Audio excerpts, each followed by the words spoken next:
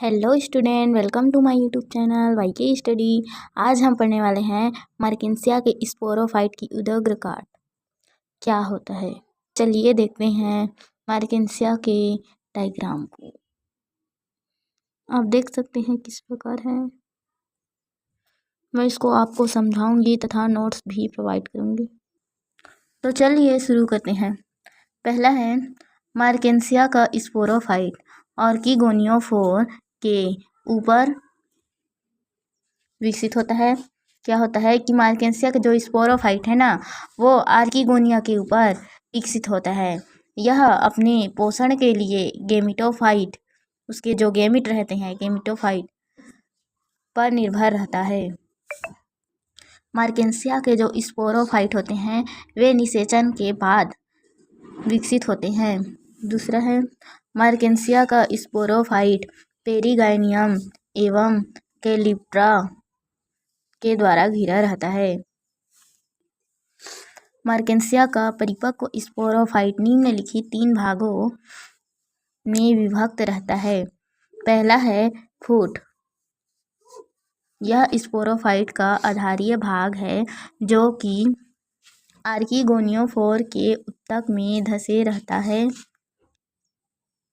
यह भोज्य पदार्थों व पानी का अवशोषण करता है तथा उसे कैप्सूल तक पहुंचाने का कार्य करता है। यह बल्बनुमा आकृति वाला होता है। दूसरा सीटा। यह वृंत के समान होता है जो कि फूट व कैप्सूल के मध्य स्थित होता है। कैप्सूल के परिपक्व होते ही सीटा लंबाई में वृद्धि करता है और कैप्सूल को बाहर की ओर ढकेलता है। तीसरा पार्ट है कैप्सूल। जो कैप्सूल को सीटा बाहर की ओर ढकेलता है वही अब तीसरा पार्ट आ गया। यह स्पोरोफाइट का अग्रस्थ भाग है जिसे थिका कहते हैं। यह गोल आकृति का होता है तथा एक स्तरीय जैकेट के द्वारा घिरा रहता है। कैप्सूल के अंदर बहुत से अगुणित स्पोर्स एवं अनेक इलेटर्स भरे रहते हैं। कैप्सूल के अंदर क्या भरे रहते हैं कि उसके अंदर अगुणित स्पोर्स एवं अनेक इलेटर्स भरे रहते हैं। तीसरा आर्कीस्पोरियम का विकास एंडोथीसियम से होता है। आर्कीस्पोरियम के विकास के पश्चात इससे बीजाणु एवं इलेटर्स का निर्माण बराबर मात्रा में होता है। चौथा, इसमें कॉल्यूमेला का अभाव होता है। पांचवा देखते हैं। पांचवा स्पोरोफाइट 3 संरक्षी परतों से घिरा रहता है जिन्हें क्रमशः कैलिप्ट्रा, पेरिगाइनियम एवं पेरिचिटियम कहते हैं। छठवा, इलेटर्स बीजाणुओं के प्रकीर्णन में सहायक होते हैं। आप लोग नोट्स का स्क्रीनशॉट ले सकते हैं। कुछ इस प्रकार शॉर्ट नोट्स आप जब बनाओगे एग्जाम में तो आपको फुल मार्क्स जरूर मिलेंगे। तो चलिए स्टूडेंट, अब डायग्राम को समझ लेते हैं।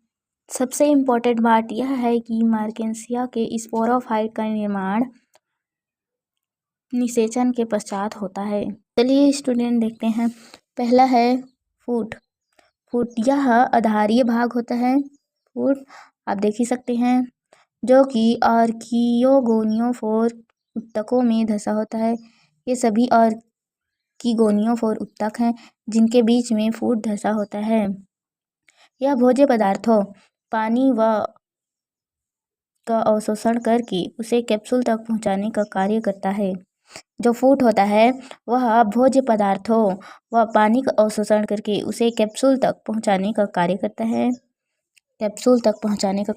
आप देख ही सकते हैं। फूड की आकृति बल्बनुमा होती है, गोल होती है। जो फूड होती है वो खाद्य पदार्थों को और पानी को यहाँ से ऐसे करके यहाँ तक कैप्सूल तक पहुँचाती है। फूड का आकार गोल गोल होता है, बल्बनुमा। दूसरा देखते हैं स्टूडेंट, सीटा। सीटा ये होता है, यह वृंत के समान होता है सीटा, जो कि फूड व कैप्सूल, ये रहा फूड, ये रहा कैप्सूल, कैप्सूल और फूड के मध्य स्थित होता है। कैप्सूल के परिपक्व होते ही, कि कैप्सूल है स्टूडेंट, कैप्सूल के परिपक्व होते ही सीटा की लंबाई में वृद्धि करता है। सीटा जो है लंबाई में वृद्धि करता है और कैप्सूल, जो कैप्सूल है को बाहर की ओर ढकेलता है, जो कैप्सूल है उसको बाहर की ओर ढकेलता है। तीसरा वाला को देखते हैं स्टूडेंट, कैप्सूल। यह स्पोरोफाइट का अग्रस्थ माने मतलब आगे वाला भाग होता है, जिसे थीका कहते हैं, कैप्सूल को थीका कहते हैं। कैप्सूल जो है स्टूडेंट गोल आकृति वाला होता है। यह एक स्तरीय, जो ये देख सकते हो स्टूडेंट, एक स्तरों का लेयर बना हुआ है, एक स्तरीय लेयर से घिरा रहता है, जिसे हम एक स्तरीय जैकेट भी बोल सकते हैं। कैप्सूल के अंदर बहुत से अगुणित स्पोर्स एवं अनेक इलेटर्स पाए जाते हैं। कैप्सूल के अंदर बहुत सारे इलेटर्स आप देख सकते हैं स्टूडेंट, ये इलेटर्स है, इलेटर्स और ये स्पोर, ये कैप्सूल के अंदर भरे रहते हैं। आप देख सकते हैं student, tissue of female disc, इसको टिश्यू ऑफ फीमेल डिस्क बोलते हैं। ये रहा आपका दूसरा फूड, ये तीसरा आपका सीटा, ये है स्पोर्स, ये इलेटर्स, ये इसकी जैकेट है, बाहरी जैकेट। ये जो इसकी नुकीली भाग होती है उसे कैलेप्ट्रा बोलते हैं। ये उसकी सेकंड भाग होती है पेरिगाइनियम, और ये कैप्सूल होता है। तो स्टूडेंट आप लोगों को समझ आ ही गया होगा मार्केंसिया की स्पोरोफाइट की संरचना। आप लोग इसकी स्क्रीनशॉट ले सकते हैं।